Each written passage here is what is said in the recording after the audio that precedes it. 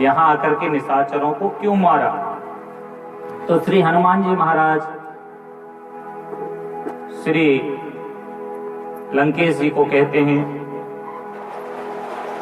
जिन मोहे मारा ते में मारे, तेहि पर बांधे तनय तुम्हारे। मैंने किसी को नहीं मारा, मैंने किसी को नहीं मारा, जिसने मुझे मारा है मैंने उसको मारा। और जीवन में ध्यान देने की बात हुआ करती है, लोग कह देते हैं जी अमुक व्यक्ति ने हमारा अपमान कर दिया, अमुक व्यक्ति ने हमें दुख पहुंचाया। न कोई किसी को दुख पहुंचाता है, न कोई किसी को सुख पहुंचाने वाला है। कर्म का प्रारब्ध हुआ करता है,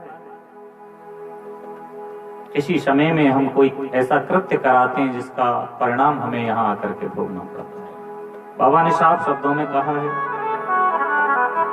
को न काऊ सुख दुख कर दाता, को न काऊ सुख दुख कर दाता, निज कृत कर्म भोग सब दाता, निज कृत कर्म भोग सब दाता, कर्म प्रधान विश्व कर राखा, कर्म प्रधान विश्व कर राखा, जो जस करहि सो तस फल चाखा, जो जस करहि सो तस फल चाखा।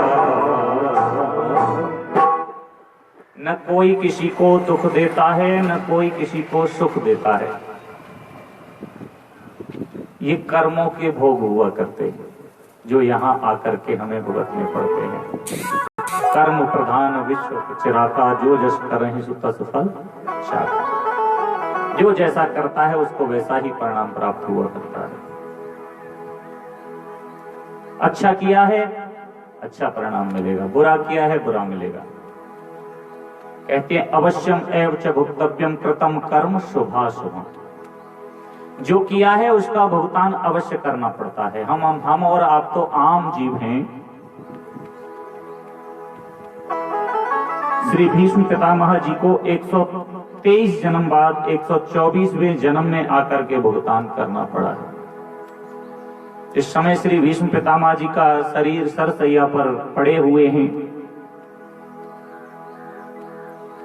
भगवान अंतिम क्षण में दर्शन देने के लिए आते हैं तो श्री भीष्म जी ने भगवान के चरणों में शीश झुकाकर दूर से ही प्रणाम करके ये पूछा, है प्रभु, मुझे 123 जन्म तक की अपनी पूरी कहानी याद है, पूरे अपने जन्म याद है। 123 जन्म में मैंने कभी कोई ऐसा कृत्य, ऐसा कर्म नहीं किया जिसके कारण मुझे दुख भोगना पड़े। हे प्रभु, लेकिन फिर भी मुझे इस बाणों की सैया पर शयन करना पड़ रहा है, क्या कारण है?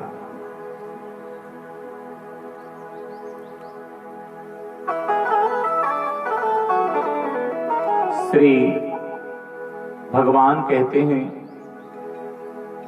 हे भीष्म पितामह, जो पाप करने वाले को दंड मिलता है वही देखने वाले को और सुनने वाले को दंड मिलता है। पाप तुमने 123 जन्म में नहीं किया, लेकिन पाप तुमने इस जन्म में भी किया है। जिस समय द्रौपदी का चीर हरण हो रहा था, आप सामर्थ्यवान थे, आप सामर्थ्यवान थे। अगर आप खड़े होकर के कह देते कि नहीं, द्रौपदी का चीर हरण कोई नहीं करेगा, तो किसी की हिम्मत नहीं थी कि आपके समक्ष कोई खड़ा हो जाए। और कहते हैं, हरि हर निंदा सुनहि जो काना, हो पाप गौघात समाना। भगवान की अगर कहीं बुराई हो रही हो, गाय का वध हो रहा हो, ऐसी बातों को जो व्यक्ति आंखों से दिखता है, कानों से सुनता है, तो उसे तुरंत एक्शन लेना चाहिए उस जगह पर। अगर सामर्थ्य नहीं है, सामना नहीं कर सकता शत्रु का, तो कान बंद करके उस जगह से उठ करके चला जाना चाहिए। लेकिन आप तो सामर्थ्यवान थे, सामर्थ्यवान होते हुए भी आप कुछ नहीं बोले। और एक बात और है श्री भीष्म जी से, भगवान श्री विष्णु जी कहते हैं 123 जन्म तक की आपको याद है, लेकिन 124वें जन्म में आपको मैं दिव्य दृष्टि प्रदान करता हूं। देखिए, भगवान ने दिव्य दृष्टि प्रदान की तो भीष्म जी ने देखा कि 124वें जन्म में श्री भीष्म पितामह शिकार खेल करके एक राजकुमार के रूप में आ रहे थे। हाथ में धनुष बाण लगा हुआ था। रास्ते से जब गुजरे तो उन्हें रास्ते में एक दुमुहा सांप मिला और उस दुमुहे सर्प को श्री भीष्म जी ने अपने बाण की नोक पर लेकर के ऐसे फेंका रास्ते से हटा करके, तो कहते हैं वो जो दुमुहा सांप था वो कांटों के ऊपर जाकर के गिरा और कांटे उसके शरीर से होकर के पार हो गए। भगवान ने कहा कुछ तेरी मौत तेरे सामने और इतनी बड़बड़ के बात कर रहा है। अरे भक्तों, मारने के लिए तत्पर होते हैं, आज्ञा देते हैं, लेकिन उसी समय श्री विभीषण जी आ जाते हैं। और विभीषण जी मंत्री हैं और मंत्री का कार्य होता है सत्य की रक्षा करना, सत्य पर राजा को चलाना। श्री रावण जी महाराज से विभीषण जी कहते हैं सुनो, दूत को मारा नहीं जाता, नीति के विरुद्ध है, तो क्या करें? बोले कोई ऐसा कृत्य किया जाए जिससे जाकर के ये अपने प्रभु को दिखाए। तो बोले ऐसा क्या है? तो कहते हैं बंदर को अपनी पूंछ सबसे प्रिय हुआ करती है। तो श्री विभीषण जी ने कहा क्यों न इसकी पूंछ को जला दिया जाए। जली पूंछ को लेकर के जब जाएगा अपने प्रभु के पास तो याद रखेगा। सबको अच्छा लगा। श्री रावण जी कहते हैं हाँ ये बात आपकी ठीक है। पूंछहीन बानर कह जाए तब सठ निज नाथ ही लय आए, जिनके कीनिस बहुत बड़ाई देखो में तिनके प्रभुताई। जब बिना पूंछ का ये बंदर वहां अपने स्वामी के पास जाएगा तब ये मूर्ख अपने मालिक को साथ लेकर के आएगा, जिनकी ये बहुत बड़ाई कर रहा है। प्रिय भक्तों, वचन सुनत कपि मन मुस्काना, भय सहाय सारद ने जाना। वचन सुनते ही हनुमान जी मन में मुस्कुराए और मन ही बोले वाह मैं जान गया। श्री सरस्वती माता ने आकर के इनकी मति को ठीक किया है। एक बात और, जब श्री हनुमान जी महाराज को रावण के समक्ष प्रस्तुत किया गया, रावण ऊंचे सिंहासन पर बैठे हुए हैं, सभा लगी हुई है, श्री हनुमान जी महाराज ब्रह्मास्त्र में बांधे हुए बीच में खड़े हुए हैं और श्री हनुमान जी महाराज खड़े हैं, बाकी के सब बैठे हैं और निश्चर उन्हें देख देख करके हंस रहे हैं।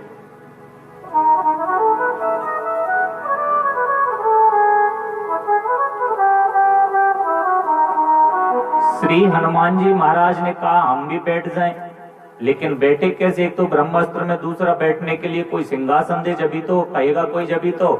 और रावण ने कहा भी नहीं बैठने के लिए, क्योंकि वो तो वहां पर अपराधी बन करके खड़े हुए हैं ना। लेकिन प्रिय भक्तों, मैंने उस दिन आपको अवगत कराया था, भगवान भोले शंकर का अंश है कौन? श्री हनुमान जी महाराज। और जब भगवान भोले शंकर अपना अंश लेकर के हनुमान जी के रूप में आए तो माँ गौरा कहने लगी, माँ पार्वती कहने लगी हम भी अपने साथ आपके साथ चलेंगे। भगवान भोले शंकर बोले आप नहीं जा सकती। बोले नहीं प्रभु, आप मुझे साथ लेकर के चलिए।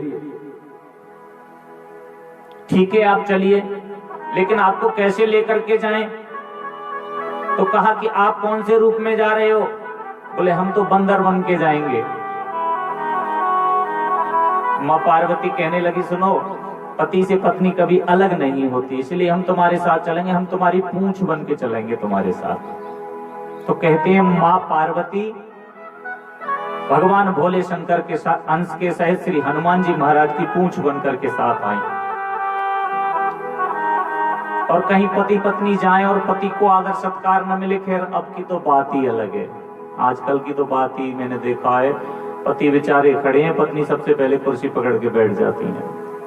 मैंने कहा क्या हुआ? बोले नहीं कुछ नहीं जी, वो क्या है ना कि घुटने आजकल दर्द रहता है, इसलिए हम ज्यादा देर खड़े नहीं रह पाते। नहीं, जब तक पति को आदर सम्मान नहीं मिले, पति को जब तक आसन नहीं मिले, जब तक पत्नी को नहीं बैठना चाहिए।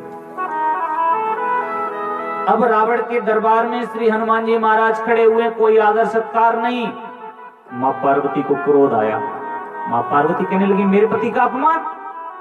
तुरंत ही अपना रूप धारण किया और कहते हैं श्री हनुमान जी महाराज की पूंछ बढ़ने लगी और इतनी बड़ी बढ़ बढ़ करके गोल गोल चक्कर लगा करके एक बहुत बड़ा आसन खड़ा कर दिया। श्री हनुमान जी महाराज उस पर बैठ गए। अब लंकापति राजा रावण से भी ऊंचे सिंहासन पर श्री हनुमान जी महाराज बैठे हुए। इस पूंछ का जब कर्तव्य देखा ना सबने, आश्चर्यचकित रह गए। इसीलिए सबने सोचा कि इसकी पूंछ को जला दिया जाए। सबको अच्छी लगी बात, रावण को भी पसंद आई। कहने लगे ठीक है, इसकी पूंछ में आग लगा दी जाए। अब तैयारी करने लगे पूंछ में आग लगाने की।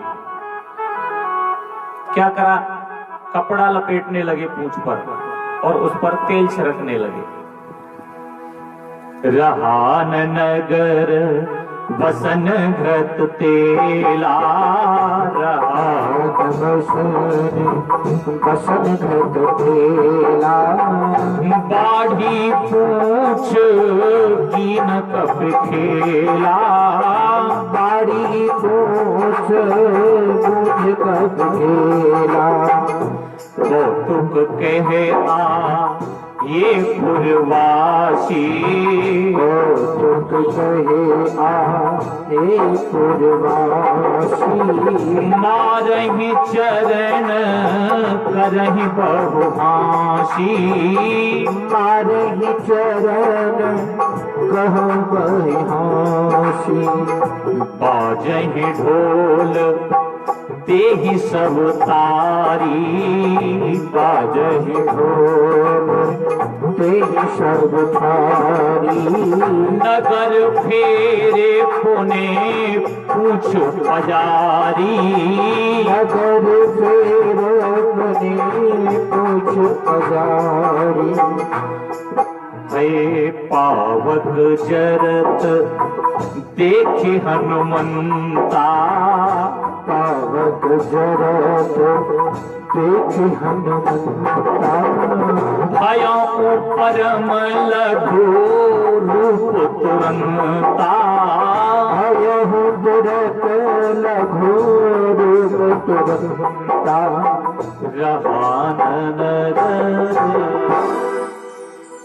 रहान नगर बसन घृत तेला।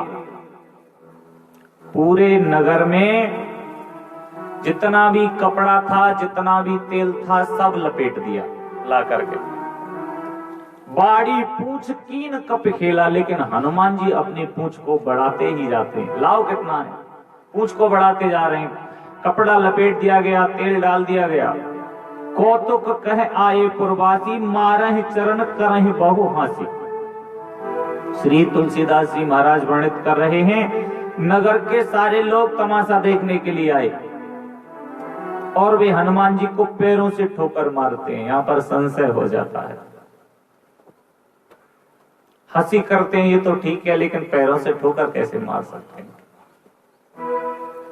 बाजहि ढोल देहि सब तारी, चारों तरफ ढोल बजाने लगे, सब ताली बजाने लगे। नगर फेर पुण्य पूंछ प्रजारी, फिर नगर की परिक्रमा कराई और पूंछ में आग लगा दी।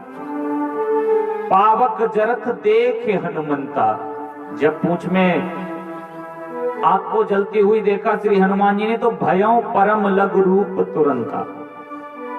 श्री हनुमान जी महाराज एकदम लघु छोटा रूप धारण कर लेते हैं।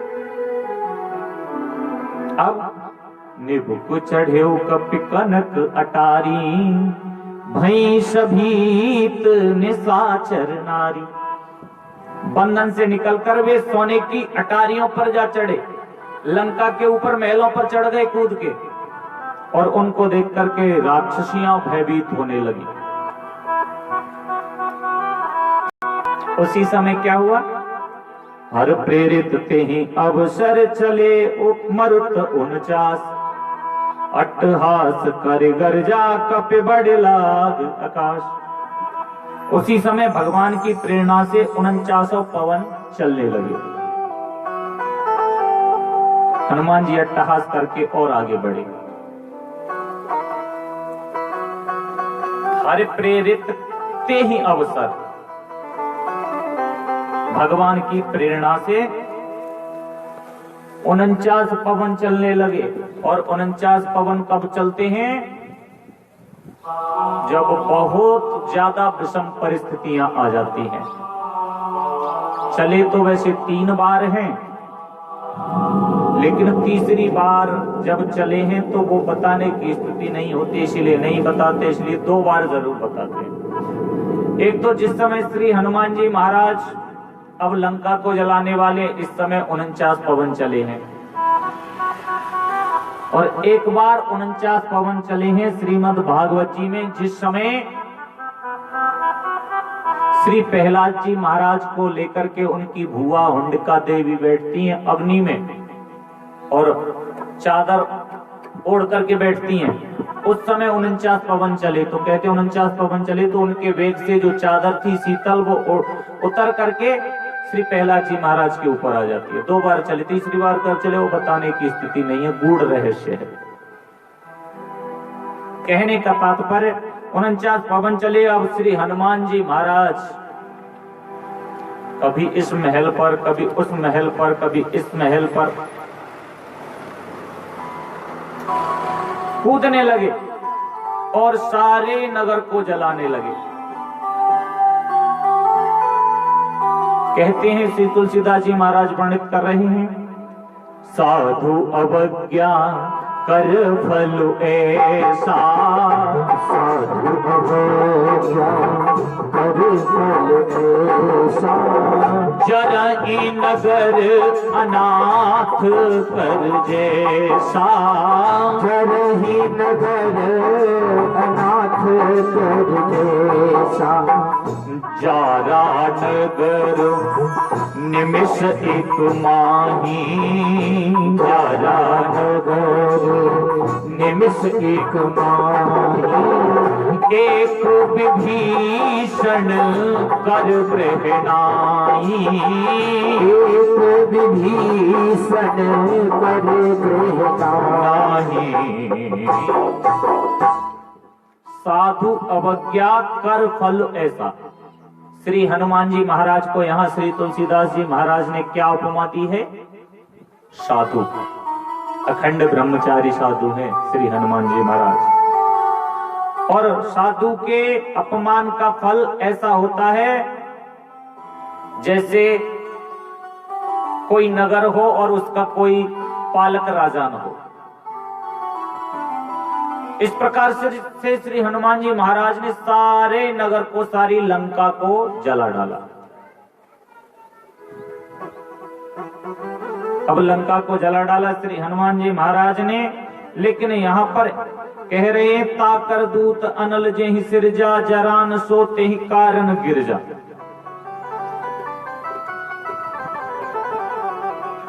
ये भी भ्रम में डालने वाली चौपाई है, और इससे आगे वाली चौपाई और ज्यादा भ्रम में डालने वाली है।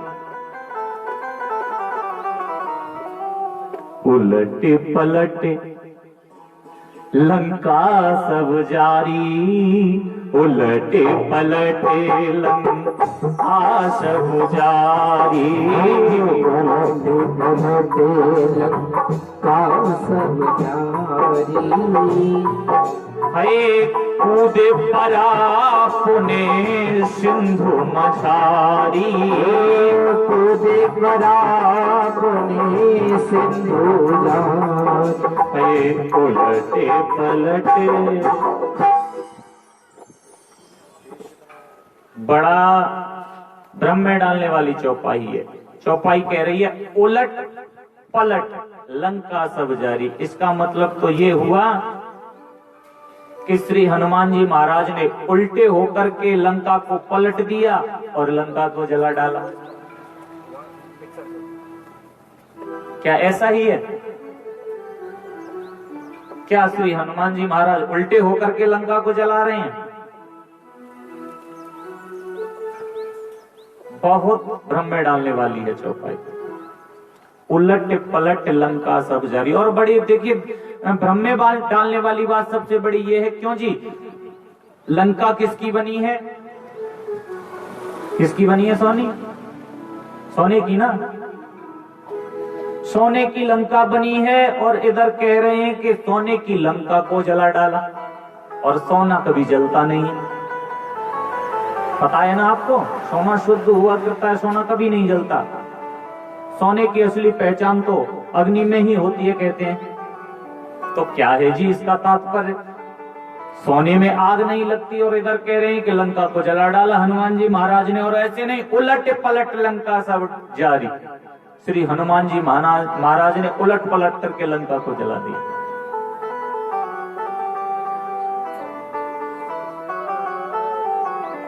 अंदर की गहराई की बात है, समझिए। जिस समय श्री हनुमान जी महाराज लंका में घूम रहे थे जली हुई पूंछ को लेकर, जली हुई पूंछ को लेकर लंका में घूम रहे थे, तो एक एक घर में जाकर, एक एक भवन में जाकर के श्री हनुमान जी महाराज घूम रहे हैं, जला रहे हैं। देखा श्री रावण जी बहुत बलवान थे, आपको पता है ना। श्री रावण जी ने 9 ग्रहों को अपने वश में करने की कोशिश की थी। जिस समय मंदोदरी गर्भवती थी और गर्भ में मेघनाथ थे, उस समय श्री लंकापति रावण जी ने 9 ग्रहों को अपने वश में किया और कहा कि आप आकर के मेरे पुत्र की जन्म कुंडली में 11वें स्थान पर आकर के बैठ जाओ। 9 ग्रह, अगर 9 ग्रह जिसके 11वें घर में आकर के बैठ जाएंगे उस कुंडली का, तो अजर अमर अविनाशी हो जाएगी। 11वां घर लाभ का घर होता है ना कुंडली का। रावण ने बहुत कोशिश की, तो कहते हैं सामर्थ्यवान थे, 8 ग्रहों को तो अपने वश में कर लिया, लेकिन शनि देव नहीं बैठ पाए 11वें घर में। श्री शनि देव जाकर के 12वें घर में बैठ जाते हैं, और जिसके शनि देव 12वें घर में बैठ जाते हैं अक्सर उसकी अकाल मृत्यु हुआ करती है, ऐसा कहते हैं। मेघनाथ की कुंडली में सिर्फ एक ग्रह शनि 12वें घर में बैठा था, 11 घर में 8 ग्रह बैठे हुए थे, इसीलिए वो बहुत बलशाली था, बहुत बलशाली था। इंद्र को भी जीत लिया। तो कहने का तात्पर्य, जब श्री शनि देव जी महाराज 11वें घर में नहीं बैठते तो लंकापति रावण शनि देव को पकड़ करके जेल में बंद कर लेता है वशिष्ठ जी।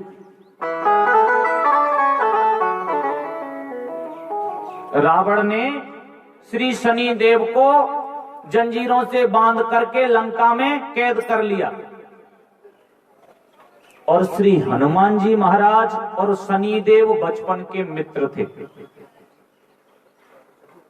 अब जब हनुमान जी महाराज लंका में आग लगाने के लिए घूम रहे हैं, वहां पर बड़े गौर से देखा कि शनि देव को श्री रावण जी ने जंजीरों से जकड़ करके जेल में पकड़ रखा है। और ऐसे नहीं कि सीधा बांध रखा हो, शनि देव को उल्टा लटका रखा है। श्री रावण जी ने, महान बलशाली थे, उल्टा लटका रखा है शनि देव को। श्री हनुमान जी महाराज ने देखा, शनि देव आप यहाँ। शनि देव बड़े प्रसन्न हुए, बोले क्या बताऊं, रावण ने मुझे बहुत परेशान किया है, आप कोई उपाय करो, मुझे इस जंजीर से खोलो, फिर मैं देखता हूं। अब श्री हनुमान जी महाराज ने शनि देव की बेड़ियों को काटा। जंजीरों को जैसे ही काटा तो शनि देव उल्टे लटक रहे थे, लेकिन जैसे ही बेड़ियां काटी श्री शनि देव सीधे हो गए। और जैसे ही शनि देव सीधे हुए तो शनि देव की क्या खराब है? दृष्टि खराब है, वक्री है, टेढ़ी दृष्टि है, और शनि देव को श्राप लगा हुआ है।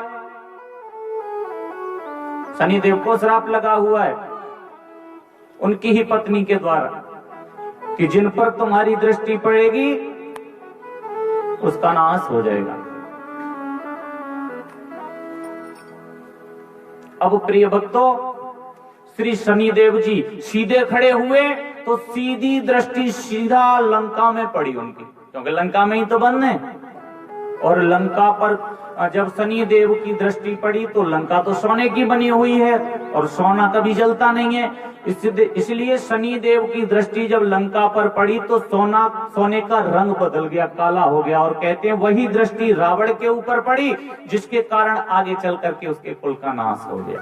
उस दिन 6 कारण बताए थे, 7वां कारण ये और है, रावण के कुल का नाश होने का। तो चौपाई क्या कह रही है? उलट पलट लंका सब जारी। अब श्री हनुमान जी महाराज ने उलट पलट करके लंका को नहीं जलाया। किसने जलाया? उल्टे श्री शनिदेव जी महाराज लटके हुए और पलट श्री हनुमान जी महाराज ने उल्टे लटके हुए शनिदेव को पलट दिया या सीधा कर दिया। तो उलट पलट लंका सब जारी। इस कारण से लंका जली, न कि श्री हनुमान जी महाराज ने लंका को जलाया। नहीं, हनुमान जी महाराज ने नहीं, शनि देव ने लंका को जलाया। लंका जलाने का मतलब कुल का नाश करा दिया रावण के। बहुत भ्रम में डालने वाली चौपाई हुआ करती हैं। और कूद परा पुण्य सिंधु मजारी, इस प्रकार से जला करके समुद्र में जाकर के अपनी पूंछ को बुझाया और आकर के श्री सीता जी महाराज के समक्ष खड़े हो गए। अब श्री सीता जी के सामने खड़े हो गए, दोनों हाथ जोड़ करके बोले, हे माता, अब मैं जाना चाहता हूं, आप मुझे कोई निशानी दीजिए जिससे भगवान राम को मैं जाकर के दिखाऊं। तो सीता माता ने क्या दिया? हो मात मोहि दी जे कछु चीना, जैसे रघुना यक मोहि दीना। सिया राम जय जय राम, सिया राम जय जय राम। चूड़ा मैंने उतारे तब दयाऊ, हर्ष समेत पवन सुत लायऊ। सिया राम जय जय राम। बोलो सिया राम जय जय राम। मात मोह दीजे कछु चीना। श्री हनुमान जी महाराज कह रहे हैं, हे सीते माता, हे जानकी माते, मुझे आप कोई निशानी दीजिए, जैसे रघुनायक मोह दीना, जिस प्रकार भगवान राम ने मुझे दी थी। भगवान राम ने क्या दिया? मुद्रिका दी ना, कल बताया था। मुद्रिका कहां लेके आए श्री हनुमान जी महाराज? पर्स में रख के, मुंह में। हाँ, प्रभु मुद्रिका मेल मुख माही, मुंह में रख करके लाए थे। तो श्री हनुमान जी महाराज कह रहे हैं कि जिस प्रकार भगवान राम ने मुझे मुद्रिका दी थी निशानी, उसी प्रकार से आप भी मुझे कोई निशानी दीजिए भगवान के लिए। तो कहते चूड़ा मन उतार तब दयऊ। श्री सीता जी माता ने अपनी चूड़ामणि, एक चूड़ामणि होती है ना, जानते हैं आप? नहीं, सब जानते हैं। इस चूड़े में मणि लगी हुई हो, वही चूड़ामणि हुआ करती है। और पहले तो कहते हैं राजा महाराजाओं के यहाँ कुल खानदान के कंगन चला करते थे, वही कंगन मान लीजिए चूड़ामणि उतार करके श्री माता जी ने दी। हर्ष समेत पवन सुत लयऊ, श्री हनुमान जी महाराज ने प्रसन्न होकर के उसे ले लिया।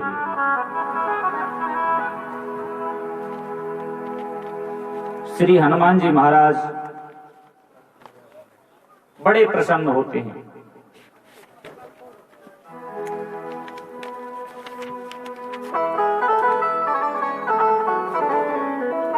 श्री हनुमान जी महाराज को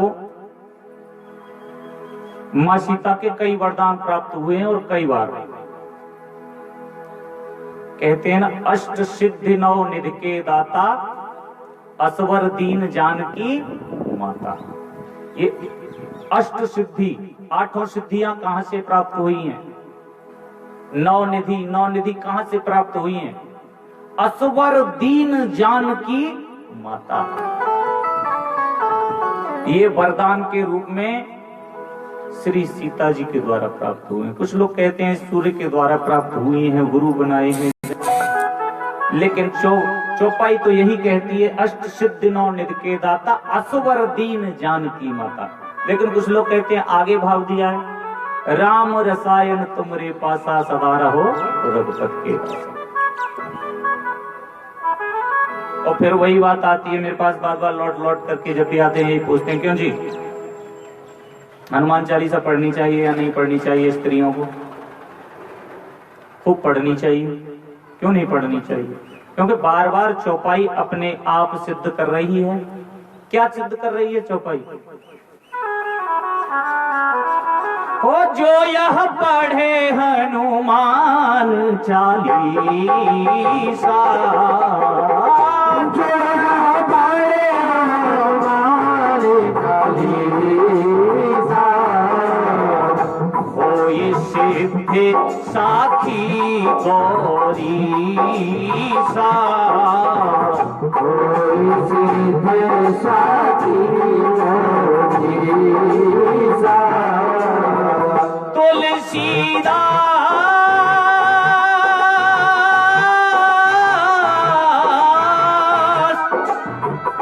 तुलसीदास सदा हरि चेरा, तुलसीदास सदा हरि चेरा, कीजे नाथ हृदय मह डेरा,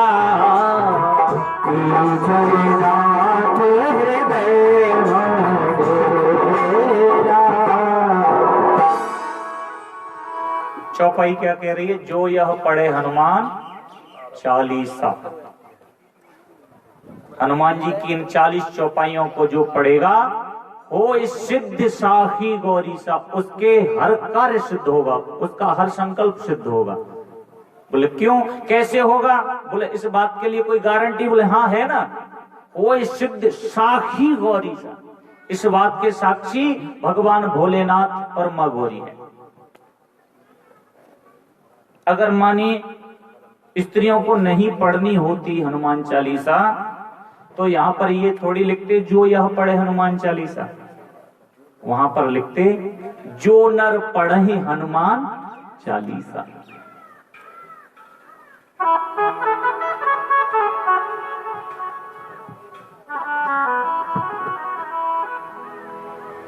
बड़ी भ्रम वाली बात हुआ करती, कभी कभी तो हम आरती में भी गलत बोल जाते हैं।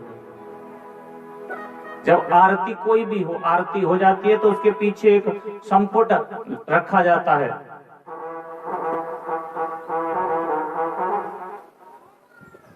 कोई भी आरती जब हम करते हैं तो पीछे उसके संपुट होता है जिसने आरती, तो क्या बोलेंगे? मानी हनुमान जी की कर रहे हैं तो वहां कह रहे हैं जो यह पढ़े हनुमान चालीसा वही सिद्ध साखी गौरी सा। उसी प्रकार से आरती में हुआ करती है श्री श्याम सुंदर जी की आरती। जो कोई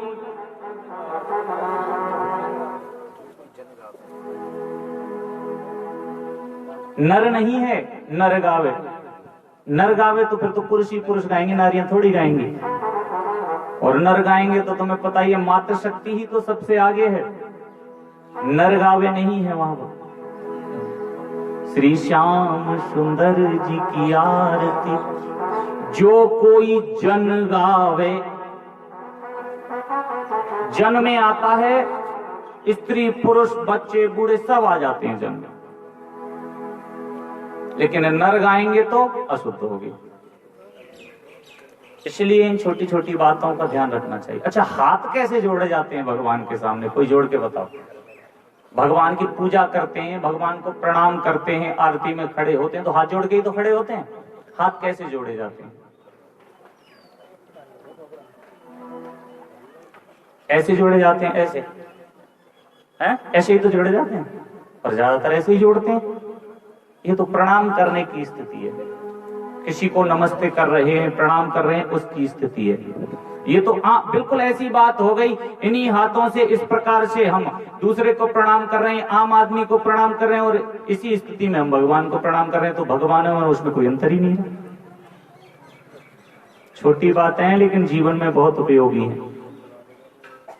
भगवान के सामने कभी इस प्रकार से हाथ नहीं जोड़ना चाहिए। जोड़िए, लेकिन इस प्रकार से नियम नहीं है। भगवान के सामने इस प्रकार से हाथ जोड़े जाते हैं। भगवान को छोड़ना नहीं है, पकड़ लेना है दोनों हाथों से। अगर इस प्रकार से भगवान के चरणों को पकड़े रहोगे, उद्धार हो जाएगा। और ऐसे करोगे तो बस कॉलम पूरा होगा, कुछ भी मिलने वाला नहीं है। तो मैं निवेदन कर रहा था, जो यह पढ़े हनुमान चालीसा हो सिद्ध साखी गौरी सा। सभी के लिए बताया है, कोई भी हनुमान चालीसा का पाठ कर सकता है।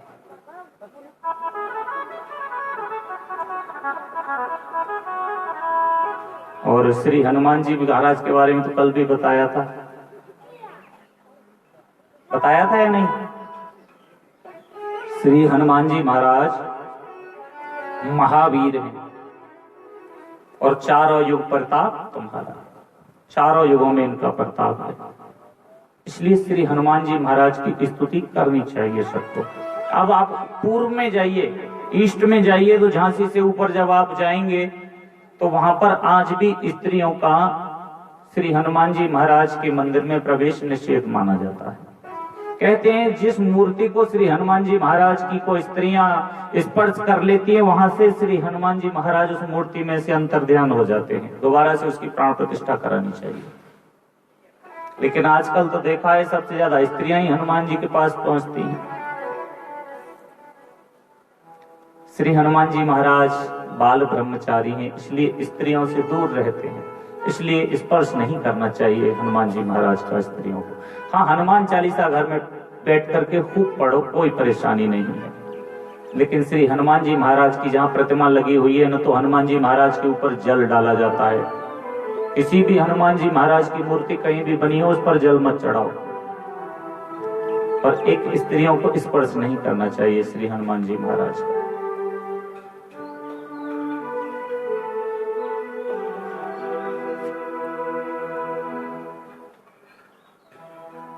कल मैंने निवेदन किया था। अच्छा, कौन कौन लेके आया है? कल क्या कहा था, क्या लेके आना है? हनुमान चालीसा मंगाई थी, सब लेके आए हैं? नहीं लेके आए?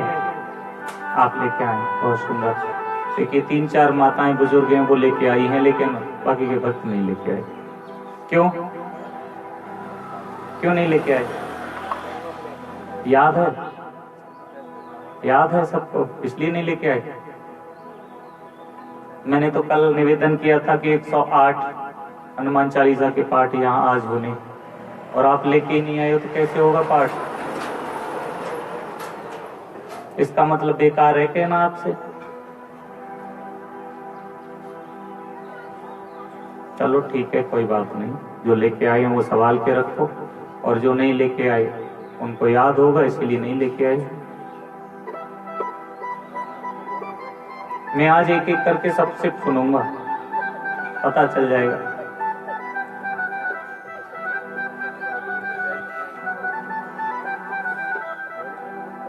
प्रिय भक्तों, श्री हनुमान जी की महिमा अपरंपार है।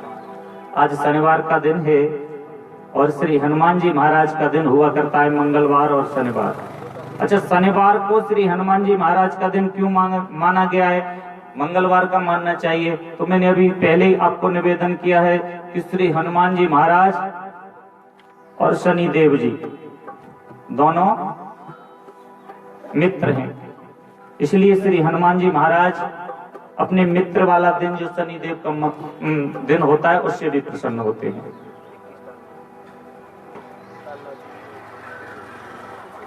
अच्छा, जब शनिदेव की दृष्टि वक्री हो या शनिदेव खराब चल रहे हो, ढैया चल रही हो, 7.5 चल रही हो, तब श्री हनुमान जी महाराज की ही पूजा क्यों बताई जाती है? इसका भी कारण यही है कि श्री हनुमान जी महाराज और शनिदेव महाराज मित्र हैं। और मैंने उस दिन भी निवेदन किया था, कुछ भक्तों को शायद न समझ में आया हो, पुनः सुनो। श्री शनिदेव कि उपासना करने के लिए जब आप शनिदेव के मंदिर में जाएं तो कौन से शनिदेव की पूजा करनी है? जिस शनिदेव की आंखें न हो, पत्थर की मूर्ति लगी हो, क्योंकि शनि की दृष्टि ही तो वक्री है, उस वक्री दृष्टि से ही तो हमें बचना है। तो जब भी तेल दान करें या शनिदेव का दर्शन करें तो विशेष करके ऐसी जगह पर जाएं, उस मंदिर में जाएं जहां पर श्री शनिदेव की आंखें न हो।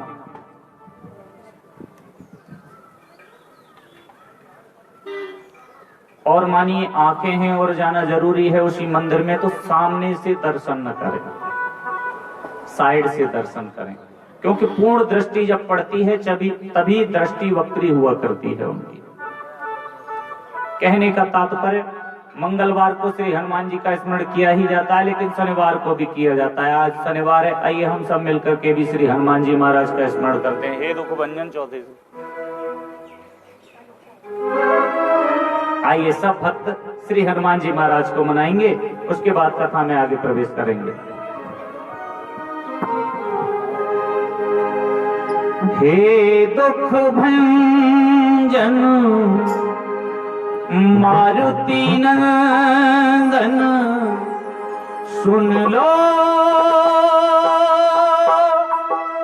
हम सबकी पुकार, पवन सुत विनती बारंबार, पवन सुत विनती बारंबार। ऐसे नहीं, हनुमान जी महाराज को दोनों हाथ उठा के मनाइए और क्या कहिए?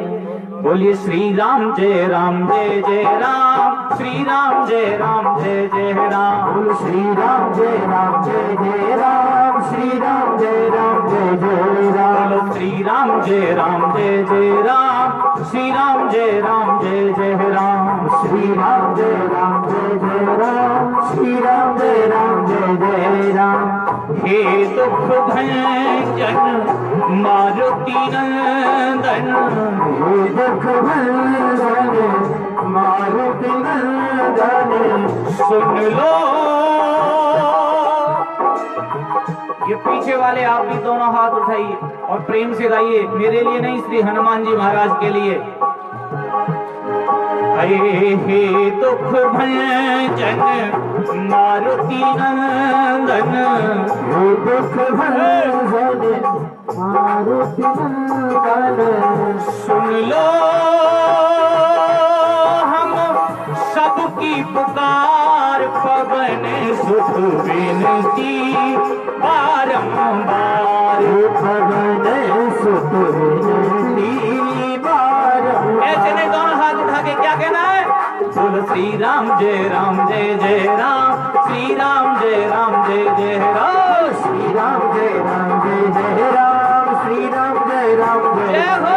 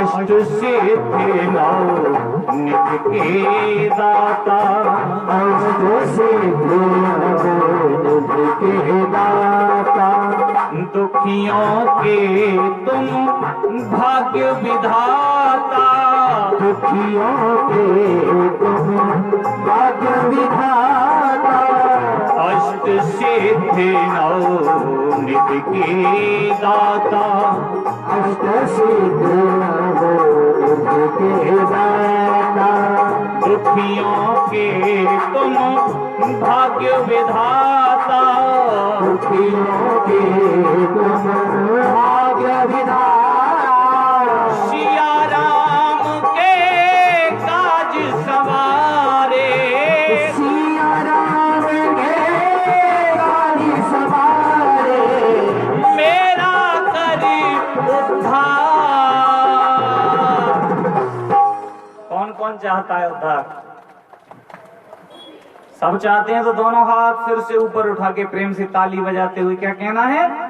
पवन सुत बिनती बारंबार, पवन सुत बिनती बारंबार, बोल श्री राम जय राम जय जय राम, श्री राम जय राम जय जय राम, श्री राम जय राम जय जय राम, श्री राम जय राम जय दोनों हाथ उठा के भाव से जय हो।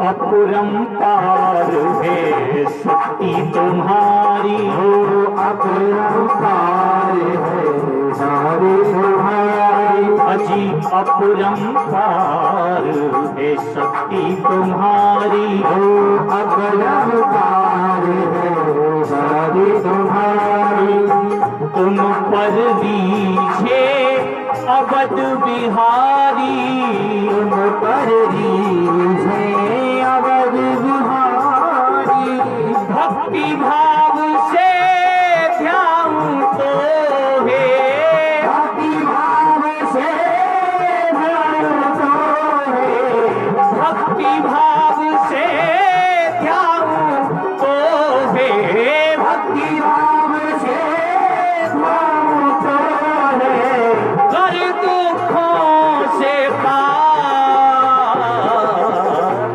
जो भक्ति भाव से श्री हनुमान जी महाराज को भजता है वो दुखों से पार हो जाता है। इसलिए पवन सुत बिनती बारंबार,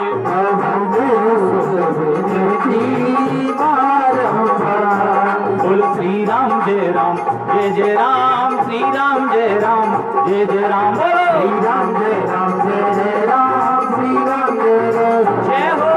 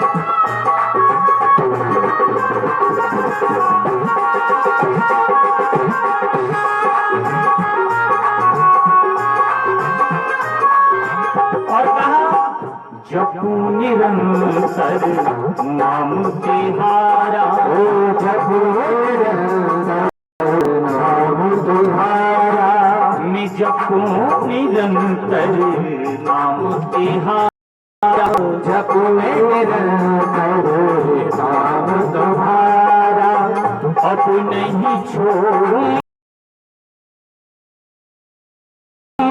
तेरा मैं अपना ही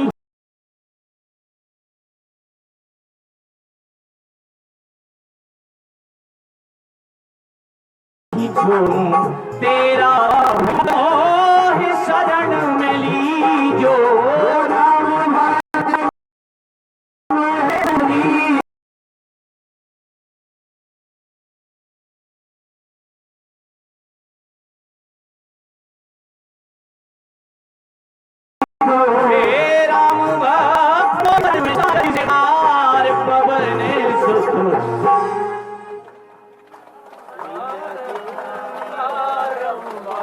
विनती ऐसे कर रहे हो, यहाँ तक आवाज नहीं आ रही, श्री हनुमान जी महाराज के पास कैसे पहुंचेगी?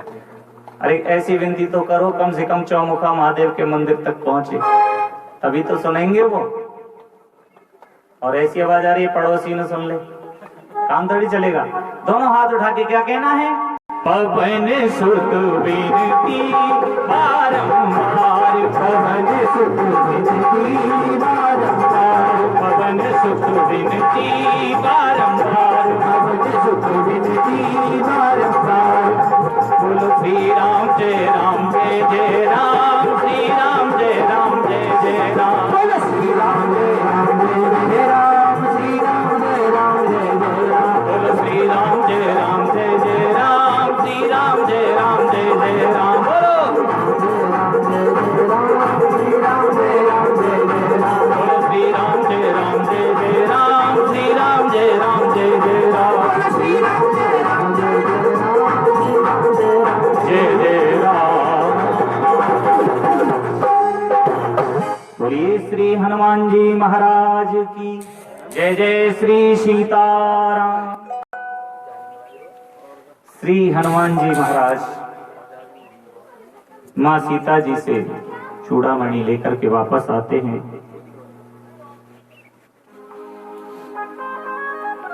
भगवान राम के पास वापस आए और भगवान राम से कहा, हे प्रभु, आपको माता जी बहुत याद करती हैं,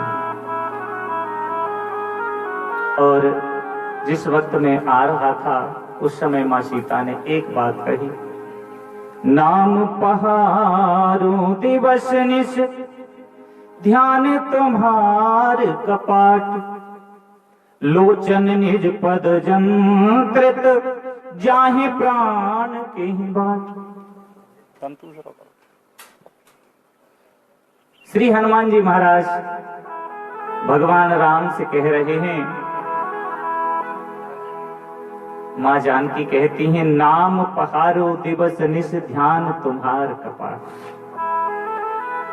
आपका नाम रूपी पहरेदार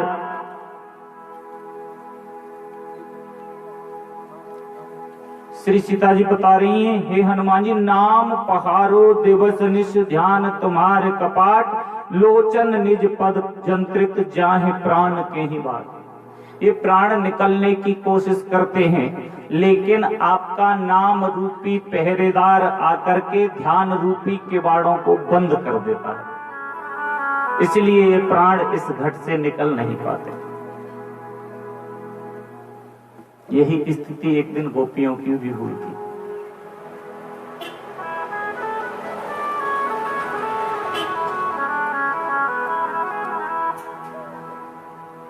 लेकिन मां सीता जी कह रही हैं, तुम्हारा नाम रूपी पहरेदार इन प्राणों को निकलने नहीं देता।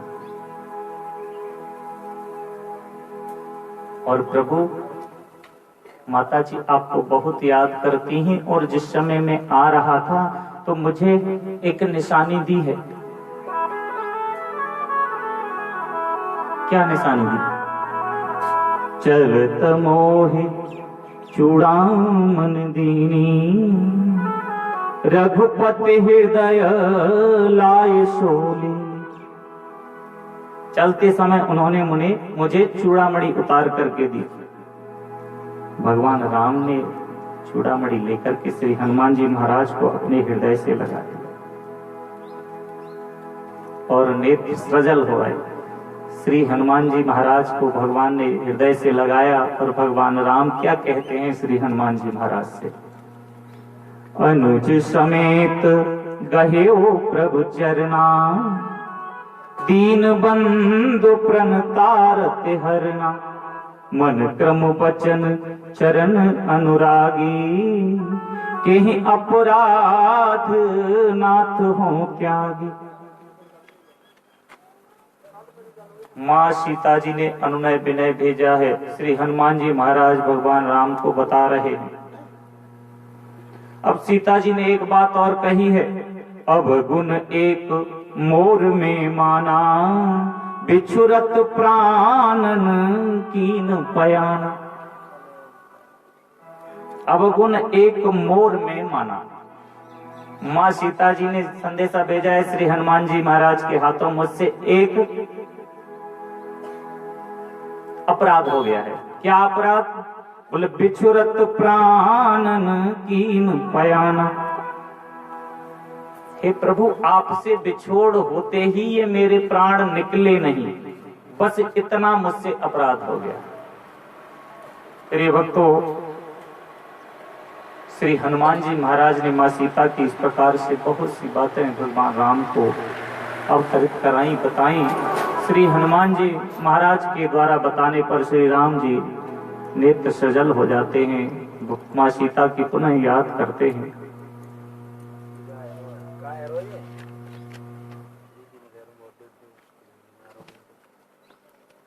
अब प्रिय भक्तों, श्री राम जी ने समस्त बंदरों को इकट्ठा किया, सभी बानरों को बुलाया और सभी की राय मांगी। अब क्या करना चाहिए? सभी बानरों ने एक ही राय दी, प्रभु इस समुद्र को पार करके किसी भी प्रकार से लंका पर चढ़ाई कर देनी चाहिए।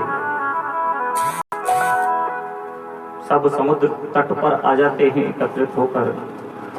उधर जब से श्री हनुमान जी महाराज लंका को जला करके आए हैं, बड़ा भय हो गया है लंका में। मंदोदरी रावण को बार बार समझाती है, प्रभु अब भी समय है स्वामी, भगवान राम के पास जाकर के क्षमा मांग लो, जगत जननी सीता को आदर के सहित वापस कर दो, भगवान राम बहुत दयालु हैं, आपको क्षमा कर देंगे। लेकिन प्रिय भक्तों, श्री रावण जी महाराज इस बात को नहीं मानते। क्यों? उस दिन आपको बताया ना, श्री रावण जी महाराज परम विद्वान हैं, उन्हें बखूबी पता है कि ये भगवान का अवतार है और भगवान का अवतार है, इसलिए मेरा उद्धार ऐसे होने वाला नहीं है। मैं निश्चर हूं, मैंने बहुत पाप किए, अगर इनके हाथों से मेरी मृत्यु हो जाएगी तो मेरा उद्धार हो जाएगा। बस इसी कारण बस रावण अपने अभिमान में रहता है। मंदोदरी के बार बार समझाने पर भी श्री रावण जी नहीं माने। उसके बाद श्री रावण जी को विभीषण जी ने समझाया, लेकिन विभीषण की भी बात को श्री रावण जी नहीं मानते। विभीषण जी ने बहुत नाना प्रकार से समझाया, भगवान राम परम ब्रह्म है भैया, आप मान जाइए, सीता जी को आदर सहित वापस कर दीजिए, लेकिन नहीं मानते। श्री विभीषण जी महाराज अनुनय विनय करते हैं। हो 14 भुवन एक पति होई, भूत द्रोह दिष्टय नहीं सोई। सिया राम जय जय राम, सिया राम जय जय राम। हो गुण सागरे ना गर नर जो, अलप लोभ फल कह इनको। राम सिया राम जय जय राम, सिया राम जय जय राम। श्री विभीषण जी समझाते हैं, 14 भुवन एक पति हो। भुवन कितने हैं? 14। लोग कितने हैं? कितने हैं? लोग 3 माने जाते हैं, लेकिन वाकई में लोग 14 हैं। 7 ऊपर हैं और 7 नीचे हैं। भू भुवः स्वः महा जन तप और सत्य 7 ऊपर हैं, अतल वितल सुतल रसातल पाताल इत्यादि करके इस प्रकार से 7 नीचे हैं। ये 14 भुवन, और इन सबका पति कौन है? एक पति है। वही बात बता रहे हैं, भगवान विष्णु, भगवान साक्षात राम भगवान, इन 14 भुवनों का एक ही पति है। नाना प्रकार से समझाया, लेकिन रावण पर कोई असर नहीं। माया का पर्दा जिसकी आंखों पर पड़ जाता है, उसे कुछ दिखाई नहीं देता। श्री विभीषण जी श्री रावण जी से कहते हैं, काम क्रोध मद लोभ सब नाथ पर नरक के पंथ, सब परिहर श्री रघुबर ही भजहु भजहि जेहि संत। हे नाथ, काम, क्रोध, मद और लोभ ये सब नरक के रास्ते हैं, लेकिन रावण जी की समझ में कहां आने वाला है। और एक विशेष बात और कही, हो तात राम नहीं नर भूपाला, भुवनेश्वर कालहू के काला।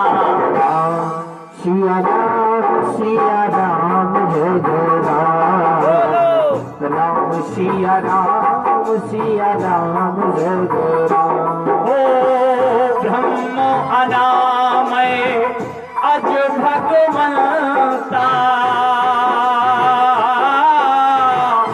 व्यापक अजित अनादि अनंता। राम सिया राम जय जय राम, राम सिया राम जय जय राम। श्री विभीषण जी कहते हैं, तात राम नहीं नर भूपाला। हे भाई, आप राम जी को नर समझ रहे हो, मनुष्य समझ रहे हो, ये आपकी भूल है। वो भुवनेश्वर कालहू के काला। और एक बात बताएं,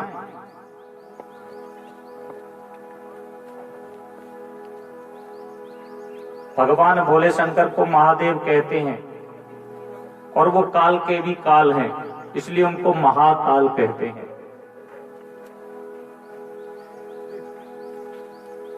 कोई भी ज्योतिषी, कोई भी ब्राह्मण, कोई भी संत आपको कह दे आपकी तो आयु शेष है ही नहीं जी, आपकी तो आयु बहुत कम है, क्या करना चाहिए उस भक्त को? उस भक्त को तुरंत भगवान भोलेनाथ की शरण ले लेनी चाहिए। हाथ की लकीरों को भी बदल देते हैं वो, भाग्य की रेखाओं को भी बदलने वाले हैं कौन? भगवान भोले शंकर। इसीलिए तो कहा है भुवनेश्वर कालहू के काल।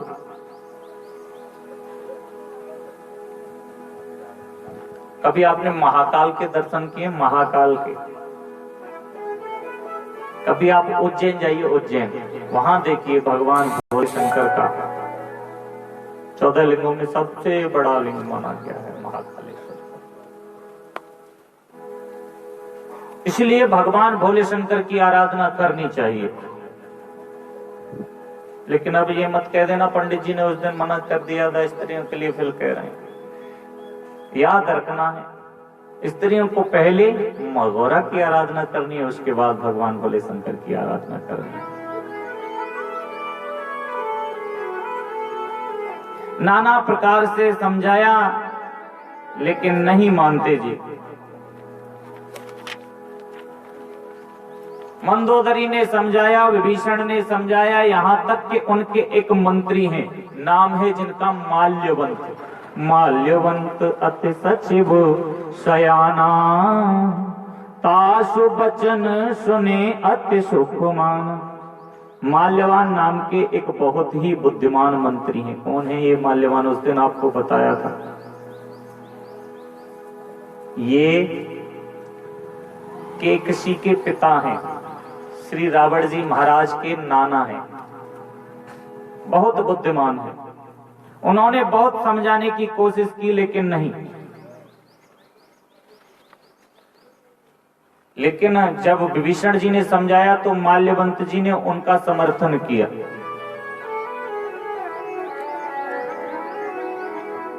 लेकिन विभीषण जी ने जब ज्यादा समझाया तो फिर बताइए, ज्यादा किसी को तुम बताओ, कहो, उससे सीख की बात तो सोचता है इसमें इसका कोई कारण छुपा होगा, और क्रोध बहुत आता है। क्योंकि कहते हैं ना, हारा हुआ बैल सामने वाले पर पहली बार करता है। इसलिए दशानन जी क्रोधित हो गए, श्री रावण जी महाराज क्रोधित हो गए और विभीषण जी से क्या कहने लगे, तू मुझे शिक्षा दे रहा है? मैं चारों वेदों का ज्ञाता हूं, तू मुझे शिक्षा दे रहा है? मुझे ऐसा लगता है तेरी मृत्यु निकट आ गई। हो सुनत दशानन उठा रिसाई, खल तो ही निकट मृत्यु अब आई। राम सिया राम जय जय राम। बोलो राम सिया राम जय जय राम। और इतना कह करके रावण खड़ा हुआ और क्या किया? अस कही कीने से चरण प्रहारा, अनुज बहे पद बारहि बारा।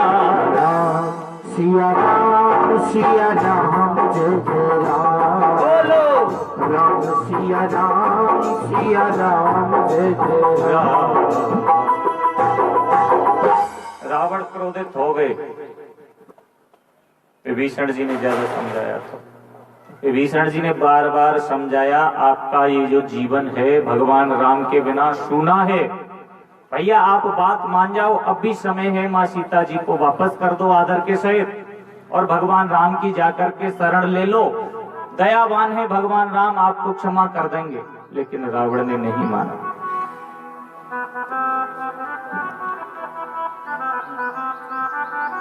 ये जीवन वास्तविकता में ही भगवान राम के बिना सूना है। उस दिन बताया इस शरीर में से ऐसा क्या निकल जाता है जिसके बाद उसे जाते फिर कहते हैं नहीं जी अब तो इसमें कुछ नहीं है, ले चलो। अरे वही तो शरीर है, वही नाम है, सब कुछ वही है। बोले क्या है? बोले बस एक ही कमी है। बोले ये अब कुछ डुलता फिरता नहीं है। एक राजा था, उसके पास एक हाथी था और हाथी काफी समय से रहते रहते उसकी वृद्धावस्था हो गई। अब किसी ने कहा क्यों जी आप हाथी से इतना प्रेम करते हो, अब तो इसकी मृत्यु निकट है, अब क्या होगा? राजा बोला होगा क्या, ये मर जाएगा, लेकिन इसकी मृत्यु का समाचार पाकर के मैं पहले मर जाऊंगा क्योंकि मैं इससे बहुत प्रेम करता हूं। तो अब राजा ने एक इंतजाम किया, अपने नगर से बाहर एक बहुत सुंदर सा भवन बनवाया, उसमें हाथी को रखा और वहां पर बहुत से पहरेदार सेवादार रख दिए और कहा देखो सुनो, इस हाथी की अच्छे से सेवा करना और सुनो अगर किसी भी कारणवश इसकी मृत्यु हो गई तो फिर देख लेना। अगर इसकी मृत्यु की खबर जिस दिन मुझे प्राप्त हो गई, जिसने भी जाकर के कहा कि आपका हाथी मर गया है, समझ लेना उसी समय में आप सबको फांसी की सजा दूंगा। सेवक लोग हाथी को लेकर उसकी सेवा करने लगे। धीरे धीरे समय व्यतीत हुआ।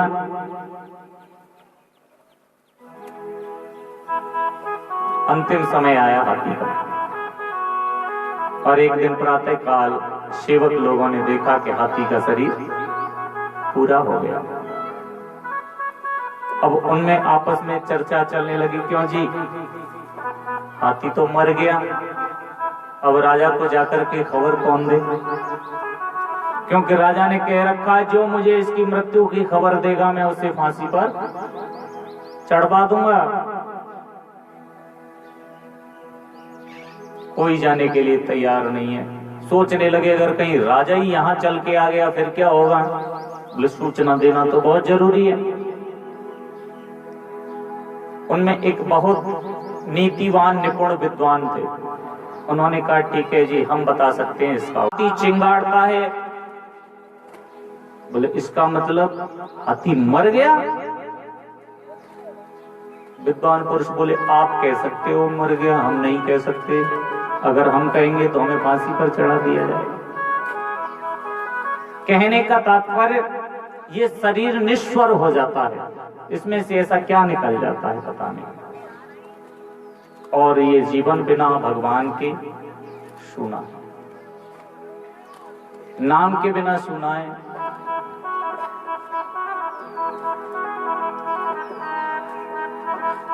एक पंडित जी रोज एक जगह से होकर के निकलते थे। दृष्टांत से सिद्धांत समझ में आते हैं, ऐसे गुरु जी कहते हैं। कथा तो आपने सबने सुनी है। एक पंडित जी रोज एक चौराहे से गुजरते थे। एक चौराहे पर एक खरबूजा बेचने वाला, जब गर्मी का आने वाला है ना, समर का मौसम आता है तो खरबूजा ही बोलते हैं, आपके यहाँ कुछ और बोलते हैं, मस्क मेलन। एक वाटरमेलन होता है और एक मस्क मेलन होता है। हाँ, अभी ये तो अपनी अपनी फरमाइश है। हमारे यहाँ तो मस्क मेलन माट के मशहूर आते हैं। तो खरबूजा बेचने वाला एक चौराहे पर खरबूजे बेच रहा था और चिल्ला चिल्ला के कह रहा था, शक्कर से मीठे हैं, शक्कर से मीठे हैं, 5 रुपए किलो शक्कर से मीठे हैं, कितने भी ले लो। पंडित जी ने कहा, इस महंगाई के जमाने में जीएसटी लागू है, 5 रुपए किलो खरबूजे मिल रहे हैं, बेहतर है। पंडित जी ने कहा, क्या भाव दिए हैं? बोले 5 रुपए किलो दिए। बोले 5 किलो तौल करके थैले में रख दे। 5 किलो तौले और 25 रुपए पंडित जी ने निकाल करके दे दिए और पंडित जी बस थैला लेकर के धीरे धीरे अपने घर पर पहुंचे। पंडितानी रोज देखा करती थी कि खाली थैला लेकर के चले आते हैं, आज तो थैले में कुछ लेकर के आए। बड़ी प्रसन्न हुई, जाकर के थैला रखा, पत्नी ने जल दिया। पंडित जी बोले, देखो सुनो। पंडितानी बोली, थैले में क्या लेके आए हो, पहले ये बताओ। पंडित जी बोले, देखो हम चौराहे से आ रहे थे और एक खरबूजे वाला खरबूजे बेच रहा था 5 रुपए किलो, हम 5 किलो लेकर के आए हैं। और बड़ी सुंदर बात है। तो बोले एक खरबूजा उसमें से निकालो और उसे अमनिया करो। अमनिया नहीं समझते हैं आप? नहीं, अमनिया हमारी भाषा में संत लोग, ब्राह्मण लोग काटना नहीं बोलते, काटने वाली भाषा को अशुद्ध माना जाता है, इसलिए अमनिया बोलते हैं संत समाज में। अमनिया किया, कहते हैं एक खरबूजे को अमनिया करो और भगवान का भोग लगा करके हमें दो। बोले एक ही। पंडितानी गई, एक खरबूजा निकाला, अमनिया किया, प्लेट में काट करके भगवान को भोग लगाया और पंडित जी के सामने ला करके रख दिया। लो। पंडित जी ने उस अमनिया हुए खरबूजे को देखा, एक टुकड़ा उठाया और मुंह में रख लिया। अब मुंह में जैसे ही दिया, खरबूजा एकदम फीका, बिल्कुल फीका। पंडितानी से पूछा, सुनो कितने अमनिया कर दिए, कितने काट दिए? बोले आपने एक ही कहा था, एक ही अमनिया किया है अभी। बोले बाकी के? बोले बाकी के यूं कितने रखे? बोले रखो थैले में, तुरंत थैले में तुरंत रखवा दी। लाओ थैला उठा करके। पंडितानी ने उठा करके थैला दे दिया। अब पंडित जी ने थैला पुनः कंधे पर लटकाया और धीरे धीरे पहुंच गए जाकर के चौराहे पर। चौराहे पर अब भी खरबूजे बिक रहे हैं, खूब चिल्ला चिल्ला करके बेच रहा है। 5 रुपए किलो, ले जाओ, शक्कर से मीठे हैं, बिल्कुल ले जाओ, 5 रुपए किलो, बहुत सुंदर हैं, इतने सस्ते हैं, ले जाओ। पंडित जी ने कहा, सुनो, चौराहे पर खड़े होकर के झूठ बोल रहे हो, खरबूजे बिल्कुल फीके हैं। उसने कोई ध्यान नहीं दिया, क्योंकि लाइट चली गई ना, इसलिए।